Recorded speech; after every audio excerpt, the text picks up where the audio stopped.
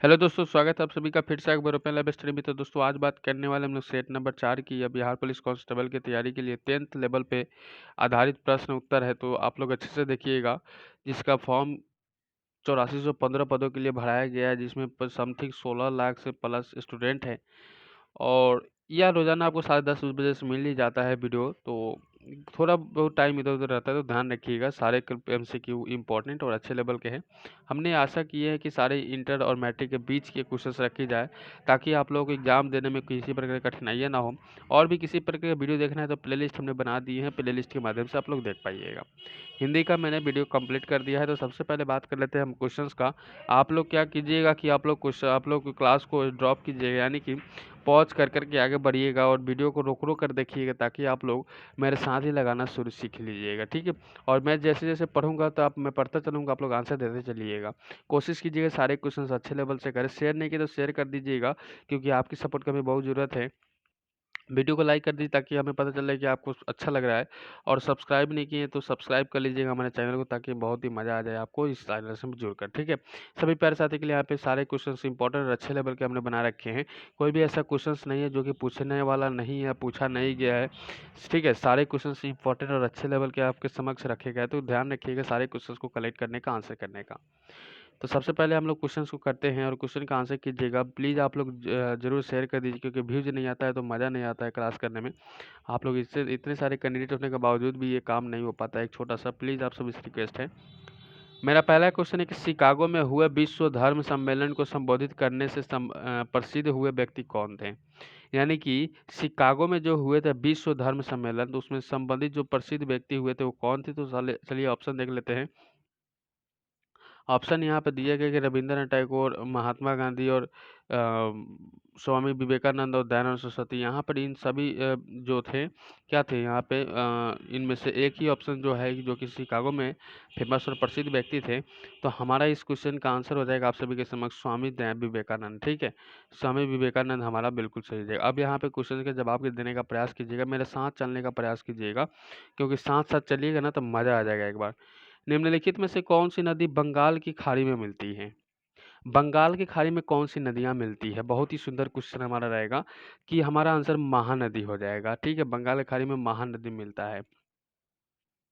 अगला बात कर लेते हैं यहाँ पे कि भारत के राष्ट्रपति के चुनाव कितने वर्षों के लिए किया जाता है? तो आप कहिएगा सर ऐसा क्वेश्चन पूछेगा तो हम तो 5 वर्ष करेंगे। बिल्कुल आप 5 वर्ष कर दीजिएगा, ठीक है। नेक्स्ट क्वेश्चन हमारा रहेगा आप सभी के समक्ष यहाँ पे कि निम्नलिखित में से किस फसल पर हरित क्रांति की सीमित प्रभाव हुआ माना जाता है? हरित क्रांति पर सीमित प्रभाव हुआ माना जाता है। तो आप कहिएगा सर हरित क्रांति के सीमित प्रभाव हुआ माना जाता है, यहाँ पे 14 नंबर क्वेश्चन का दाल हो जाएगा।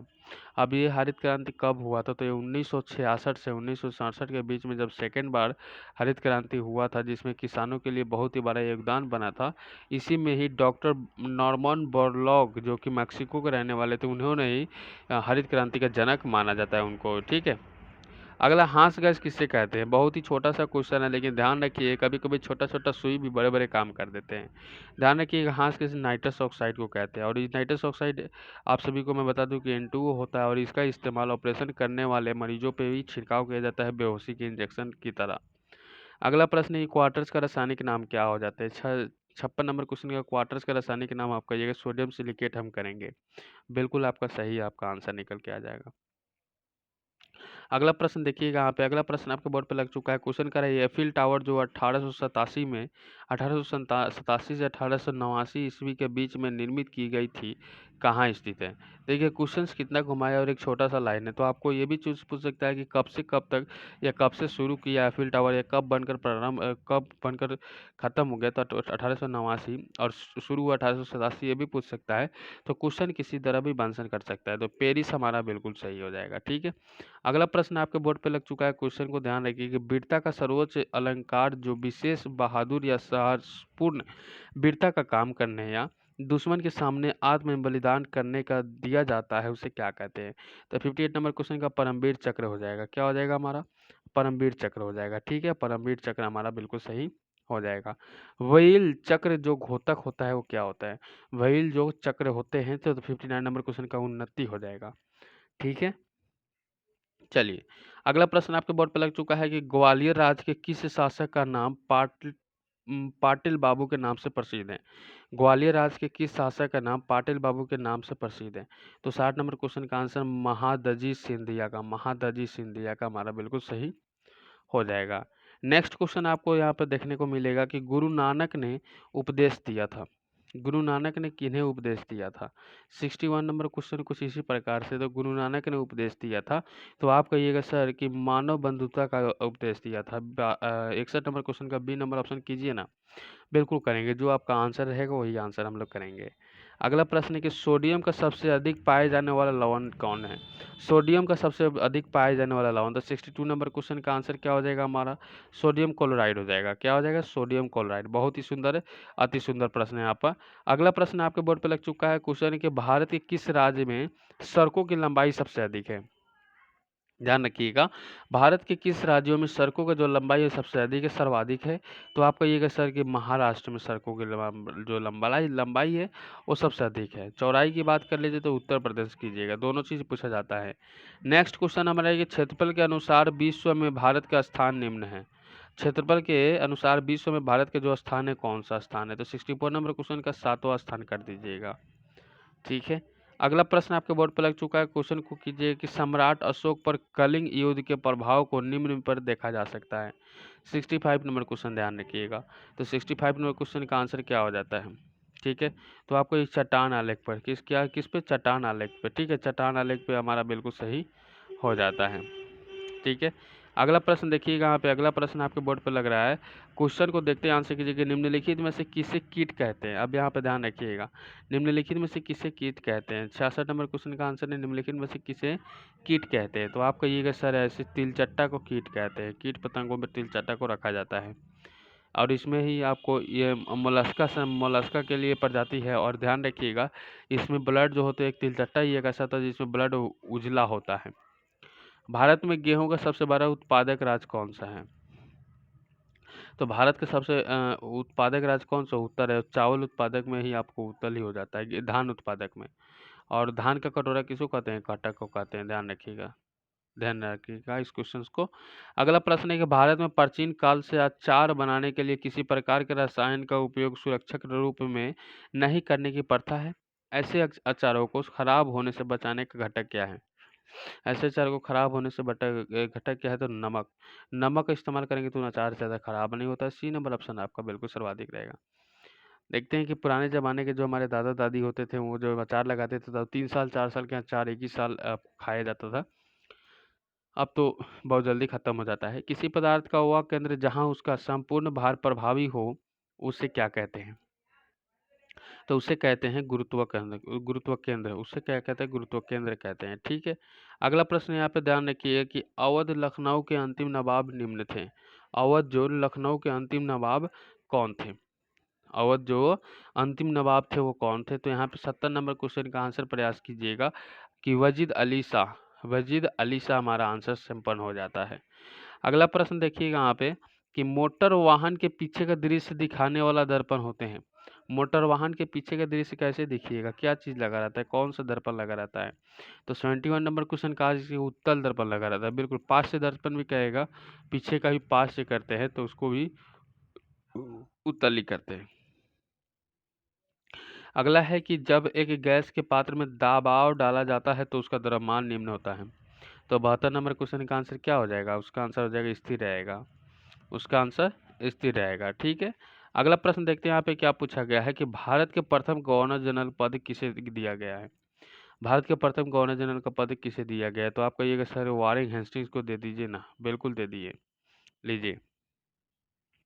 अब यहाँ पे जो वारेन हेस्टिंग्स को जब इसका दिया गया तो वारेन हेस्टिंग्स के कब से कब तक इसका काल था? तो इसको ध्यान रखिएगा, 1774 से लेकर 1785 तक। ठीक है, इतने दिनों ये कार्यकाल किए थे। नेक्स्ट, अगला प्रश्न आपके बोर्ड पर लग चुका है। क्वेश्चन को ध्यानपूर्वक देखिए कि गर्मी के मौसम में पंखा आराम का एहसास दिलाता है क्योंकि गर्मी का मौसम में क्या चीज़ होता है कि पंखा अगर चला देते तो हमें जो एहसास मिलता है ठंडी का, वो किसके प्रति मिलता है? तो आप कहिएगा सर ऐसा क्वेश्चन पूछेगा, पसीना तेजी से वाष्पित होता है और जिसके कारण से हमें ठंडा महसूस होता है और बहुत ही हमको अच्छा लगता है।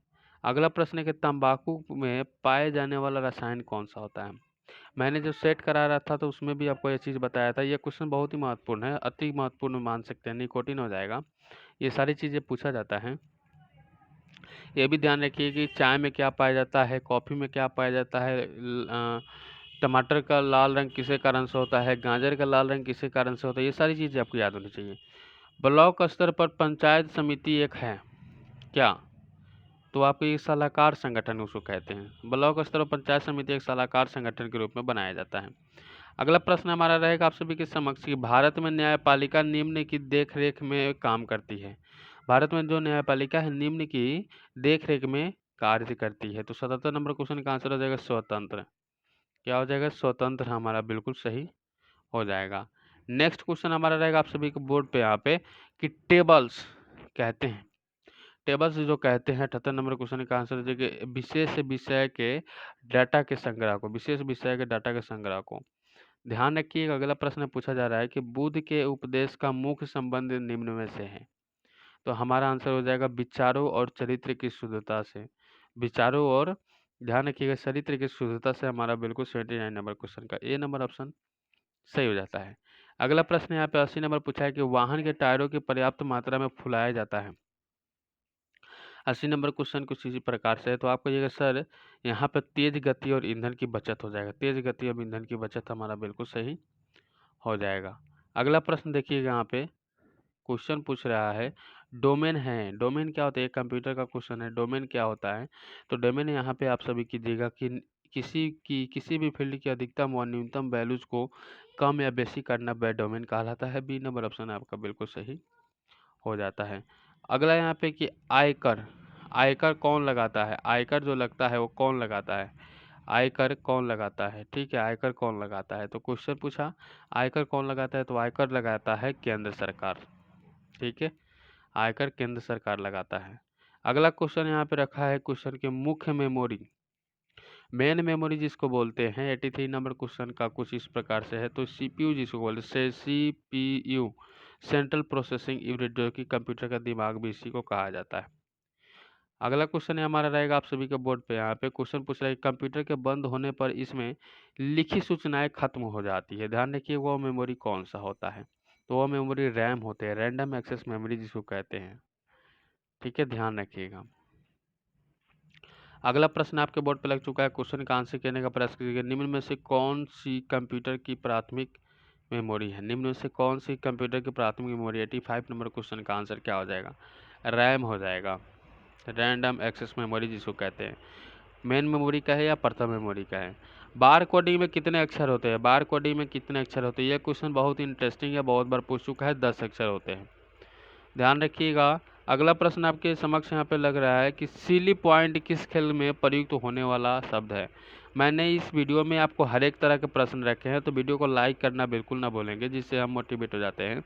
और ध्यान रखिएगा शेयर नहीं किए हैं तो आप सभी से रिक्वेस्ट है कि इस वीडियो को शेयर अभी कर दीजिए, अभी वीडियो को पॉज कीजिए, शेयर कर दीजिए, फिर क्लासों को प्रारंभ कर दीजिए।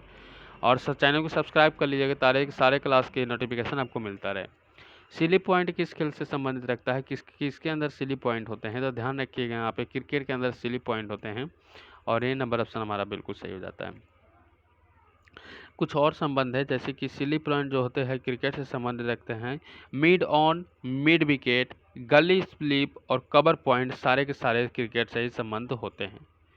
अगला प्रश्न आपके समक्ष यहाँ पे रखा जा रहा है 88 नंबर क्वेश्चन को ध्यान रखिएगा कि एक्सेस के लिए कंप्यूटर सिस्टम में टाइप किए जाने वाले गुप्त कोड को क्या कहलाता है या क्या कहते हैं? तो एक्सेस के लिए एमएस एक्सेस जो यूज करते हैं, एमएस एक्सेस, एमएस एक्सेल, उसके लिए गुप्त कोड को इस्तेमाल किया जाता है, उसको क्या कहते हैं? उसे कहते हैं पासवर्ड। उसे क्या कहते हैं? पासवर्ड कहते हैं। ठीक है, अगला प्रश्न है कि भारतीय कम्युनिस्ट पार्टी की स्थापना कब हुई थी? भारतीय कम्युनिस्ट पार्टी की स्थापना कब हुई थी? भारतीय कम्युनिस्ट पार्टी की स्थापना कब हुई थी? तो आपको ये सर कि 1920 ईस्वी में, 1920 ईस्वी में भारतीय कम्युनिस्ट पार्टी की स्थापना हुई थी। अब से किसी पार्टी का भी पूछ सकता है, कांग्रेस का भी पूछ सकता है, बीजेपी का पूछ सकता है, आम जनता पार्टी का पूछ सकता है, सबको ध्यान रखिएगा। 11 जुलाई को मनाया जाता है। क्या मनाते हैं भाई? 11 जुलाई को सभी को पता है, कुछ ना कुछ तो मनाते हैं, लेकिन हमारा आंसर हो जाएगा विश्व जनसंख्या दिवस मनाते हैं 11 जुलाई को। ठीक है, अगला प्रश्न यहाँ पे थोड़ा-सा इसको और डीपली जाते हैं। यहाँ पे क्वेश्चन बनता है यहाँ पे 11 जुलाई को हम लोग विश्व जनसंख्या दिवस मना लिए। अब यहाँ पे बात कर लेते हैं कि विश्व स्वास्थ्य दिवस कब मनाया जाता है, ठीक है? यहाँ पे आपको 7 अप्रैल कर दीजिएगा, ध्यान रखिएगा यहाँ पे। और अब विश्व पर्यावरण दिवस सभी को पता है यहाँ पे 5 जून को मनाते हैं, ठीक है? अब यहाँ पे इसी चीज़ को पता है कि 1 दिसंबर को मनाते हैं और इसे हम लोग 11 जुलाई को मना लिए, ठीक है? तो इसे ध्यान रखिएगा, दिवस पूछता है मेरे भाई। बहुत ही छोटा नहीं, बहुत ही इंटरेस्टिंग दिवस पूछ देता है। अगला क्वेश्चन यहाँ पे आप सभी के समक्ष रखा गया है कि प्रथम जैन संगति का आयोजन पाटलिपुत्र में हुआ था, जिसमें कार्य हुए थे किस प्रकार से? जिसमें कार्य हुए थे किस प्रकार से? तो ऑप्शन देखिए कि जैन धर्म ग्रंथों को अंतिम रूप से संकलित कर लिपिबद्ध किया गया, या जैन धर्म के महत्वपूर्ण 12 अंगों का प्रणयन किया गया एवं इस धर्म का 2 भागों श्वेतांबर एवं दिगंबर में विभाजन हुआ। तो 91 नंबर प्रश्न कुछ इस प्रकार से पूछा। हम करेंगे इस प्रकार प्रश्न आपका, जैन धर्म के महत्वपूर्ण 12 अंग जो होते हैं उसे प्रणयन किया गया एवं इस धर्म को 2 भागों में श्वेतांबर एवं दिगंबर विभाजन कर दिया गया। अगला यहाँ पे बात कर लेते हैं जैन धर्म। मैंने आपको ऑलरेडी चीज़ बताया था एक चीज़ को कि जैन धर्म, महावीर और बौद्ध धर्म, ये सारी चीज़ें आपको याद होनी चाहिए। यहाँ से क्वेश्चन नहीं पूछेगा ना तो एग्जामिनर का पेट का पानी नहीं पचेगा। जैन धर्म के 12वें तीर्थकर पुजू का जन्म स्थल ये है। 92 नंबर क्वेश्चन का आंसर कीजिएगा, यहाँ पे चंपा हो जाएगा। चंपा याद कीजिएगा, कोशिश कीजिएगा इसके रिलेट करने का अपने निजी जिंदगी के साथ में, ताकि आप अच्छे से याद कर पाए। बौद्ध धर्म के संस्थापक गौतम बुद्ध का गृह त्याग उपरांत सर्वप्रथम कहाँ गए थे? तो यहाँ पे 93 नंबर क्वेश्चन का आंसर आ जाएगा आप सभी के समक्ष। यहाँ पे वैशाली के समीप अलार कलाम के आश्रम में गए थे, यही अलार कलाम उनका पहला गुरु हुआ करते। नेक्स्ट क्वेश्चन हमारा रहेगा आप सभी के बोर्ड पे कि बिहार का कौन सा क्षेत्र 1770 से 1771 ईस्वी में सन्यासी विद्रोह का केंद्र था? याद रखिएगा, ईस्वी 1770 से 1771 ईस्वी में सन्यासी विद्रोह का केंद्र हुआ था कहाँ पे? तो 94 नंबर क्वेश्चन का आंसर कीजिए पूर्णिया जिला में। हमारा बी नंबर ऑप्शन सही हो जाता है और ये बिहार के लिए है। अगला प्रश्न यहाँ पे रहेगा कि बिहार में नवनियो विद्रोह जो 1778 से 1800 ईस्वी के मध्य हुई थी, किसके दौरान निम्न में से कौन सा जिला प्रभावित हुआ था? 95 नंबर क्वेश्चन का आंसर क्या हो जाएगा? उपयुक्त सब यानी कि सारण, वैशाली, पूर्णिया सभी जिलों में यहाँ पे विद्रोह हुआ था 1778 से 1800 के बीच में, ठीक है? तो इस तरह से सारे क्लास हमारा एंड होता है। उम्मीद और आशा है कि आपका क्लास काफ़ी शानदार और काफ़ी जानदार रहा था, ठीक है? अगर इसका पीडीएफ चाहिए तो टेलीग्राम ग्रुप ज्वाइन कर लीजिए, जहाँ पे मैं पीडीएफ प्रोवाइड कर देता हूँ। चैनल को सब्सक्राइब, बेल आइकन कॉल में प्रेस कर लीजिए ताकि नोटिफिकेशन इक्वली आपको मिलता रहेगा। चलिए फिर मिलते हैं अगले क्लास में एक नए टॉपिक के साथ में। तब तक मैं बता दूँ आपको 200 लाइक्स का उम्मीद रखता हूँ इस वीडियो के माध्यम से। तो चलिए फिर मिलते हैं अगले क्लास में एक नए टॉपिक के साथ में।